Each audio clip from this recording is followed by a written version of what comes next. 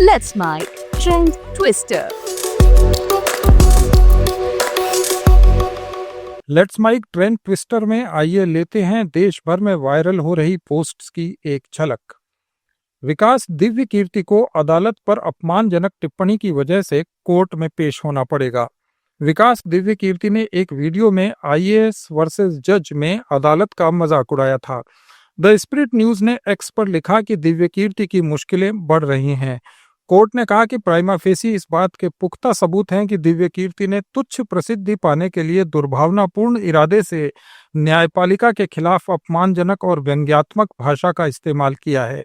विकास दिव्य कीर्ति को 22 जुलाई को अजमेर कोर्ट में पेश होने का आदेश दिया गया है।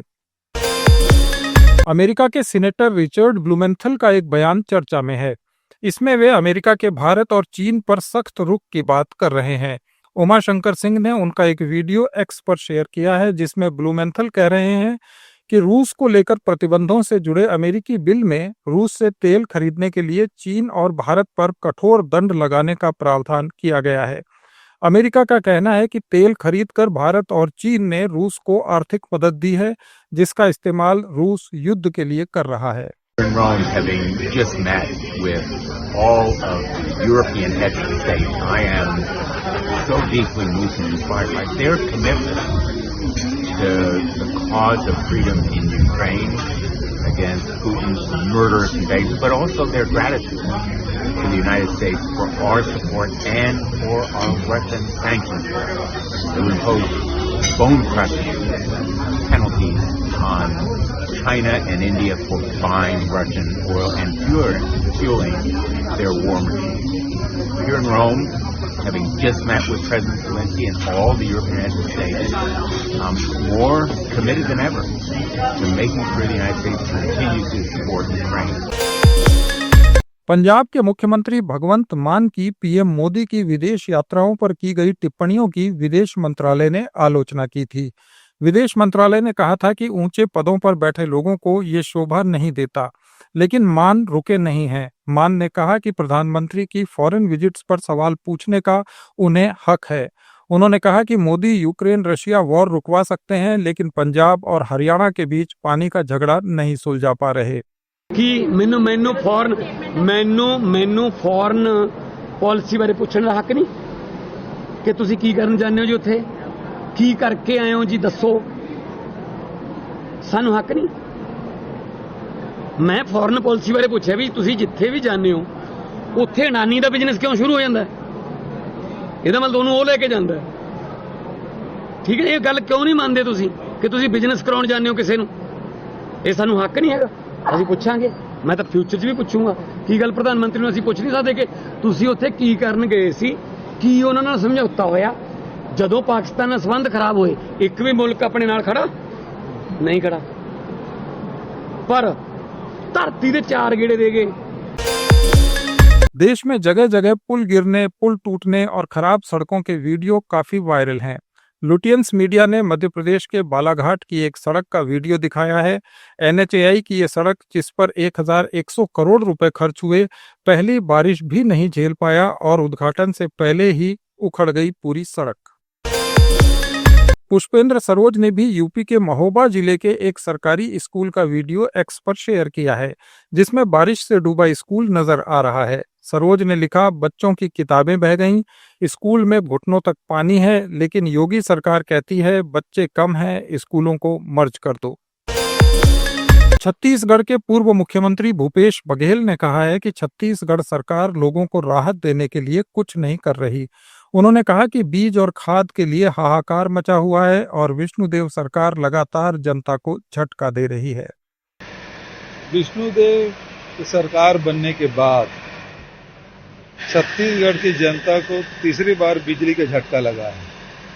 अभी 1.8% बिजली दर में वृद्धि की गई है।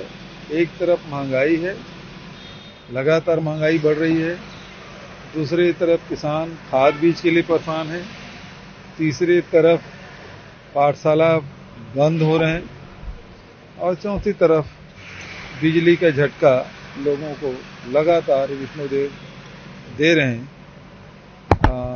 ये किसी भी लोग की सरकार के लिए उचित कदम नहीं है।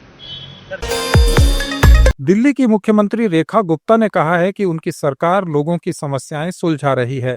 उन्होंने कहा कि सरकार की मेहनत से इस बार दिल्ली में जल भराव की समस्या नहीं हुई। देखिए, दिल्ली जो है एक नई यात्रा पे निकल चुकी है, खूब से बेहतर और बेहतर से और सुंदर।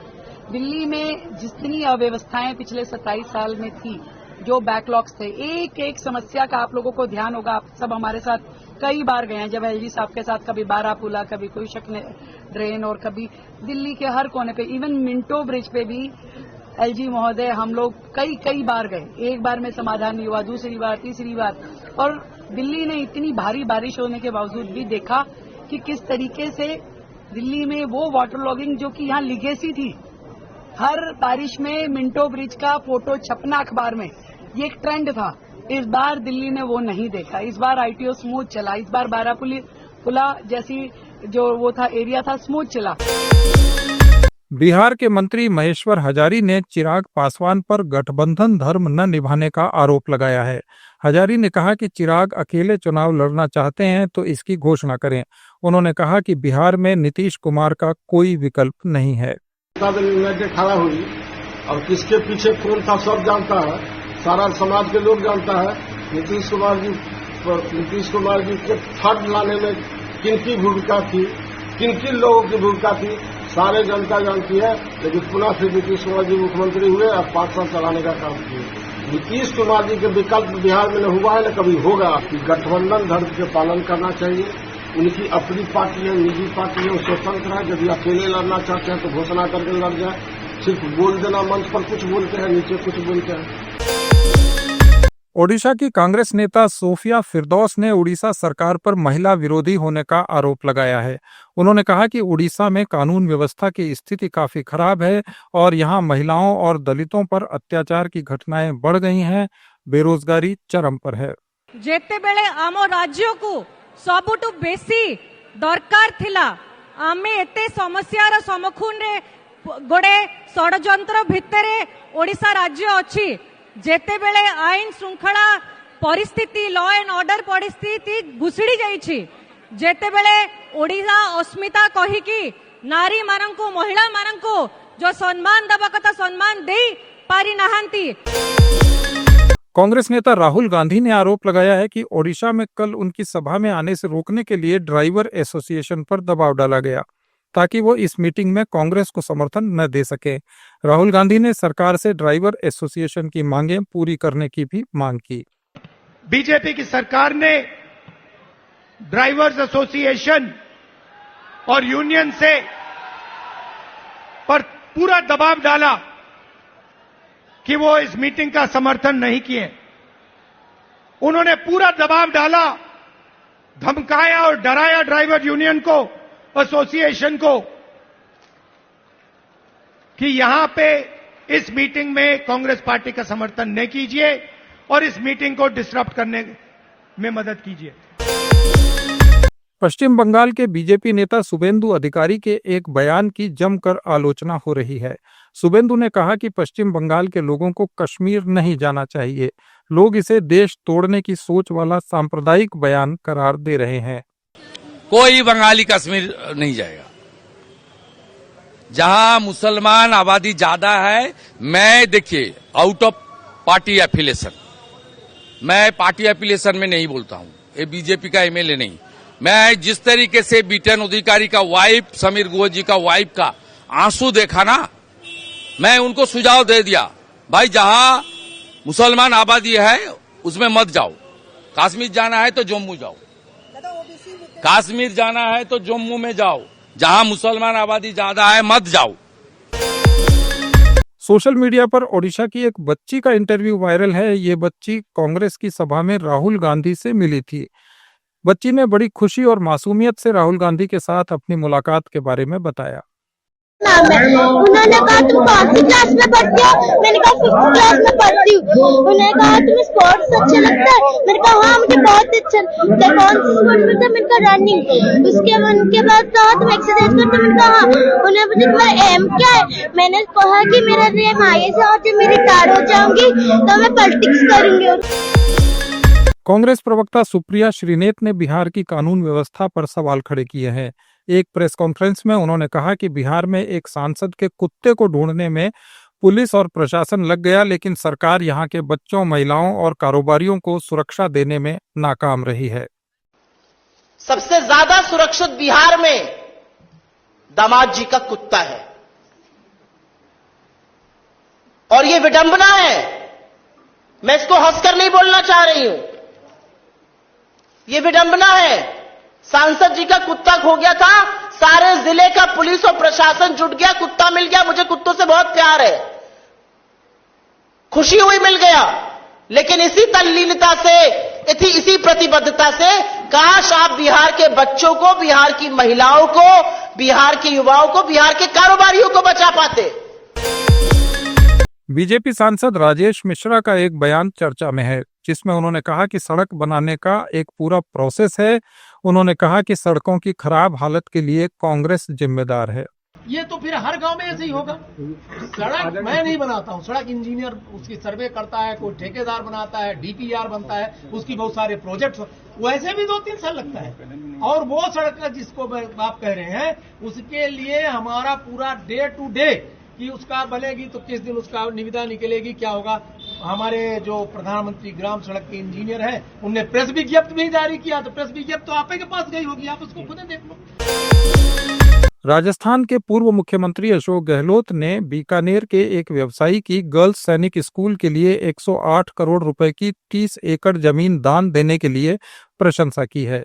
गहलोत ने अपने एक्स अकाउंट पर लिखा, बीकानेर के जयमलसर में श्री पूनम चंद राठी ने देश के पहले कन्या सैनिक स्कूल के लिए करीब 108 करोड़ रुपए की जमीन और भवन दान दिया है।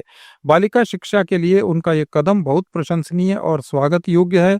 हम सभी को समाज को आगे बढ़ाने के लिए अपने स्तर का सक्षम योगदान देते रहना चाहिए।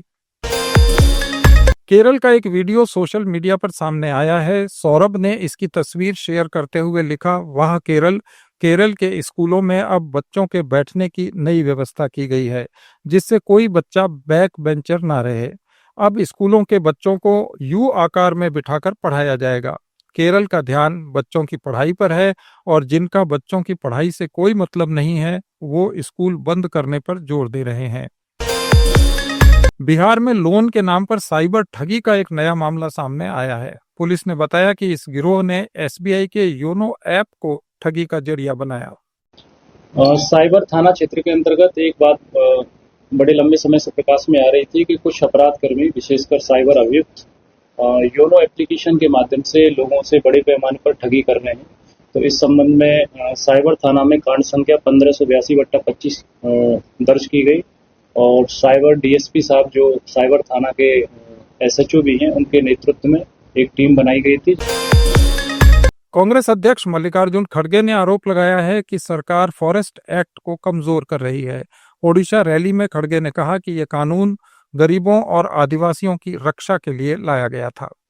बीजेपी हमेशा ये करती है कि पहले तो चीफ मिनिस्टर चुनती है, उसके साथ ही साथ अदानी अंबानी पीछे लगते हैं। कौन सी जमीन अच्छी है, कौन सी खनन अच्छी है, कौन सी जगह अच्छी है, कहां पावर प्लांट बनाना है, ये ढूंढते रहती है। तो इसीलिए इन लोगों को हम सबक सिखाना है और मुझे मालूम है कि ओडिशा के लोग मजबूत हैं और ऐसे बीजेपी को सबक सिखाएगी, जरूर सिखाएगी। ये थे आज के कुछ खास वायरल पोस्ट्स। अपडेट्स के लिए जुड़े रहिए लेट्स माइक के साथ। आप सुन रहे थे let's mic more than radio. Follow कीजिए हमें हमारे सोशल मीडिया प्लेटफॉर्म्स पर। It's time for news. It's time for more than radio.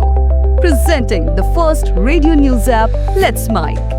Let's Mic, a news-based app on your phone where you get to watch and listen news, talk shows, interviews, radio show podcasts. On Let's Mic, you get all relevant information of TV, print, radio, podcast, and digital. Let's Mic talks about every segment of life.